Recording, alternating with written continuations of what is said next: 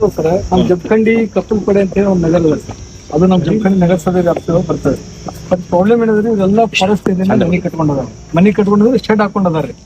ಈಗ ಕೆಲವೊಂದ್ ಕಡೆ ಕೆಲವೊಂದು ಜನ ಅನುಕೂಲಸ್ಥರಾದರು ಸ್ಟ್ರಕ್ಚರ್ಡ್ ಮನಿ ಕಟ್ಕೋಬೇಕು ಅದು ಇದು ಅಂತ. ಈಗೇನು ಅವ್ರಿಗೇನು ಫಾರೆಸ್ಟ್ ಇಲಾಖೆಯಿಂದ ಏನು ತೊಂದರೆ ಇಲ್ರಿ. ಬಟ್ ಮನಿ ಕಟ್ಕೊಳಕ್ ತೊಂದರೆ ಆಗೋದು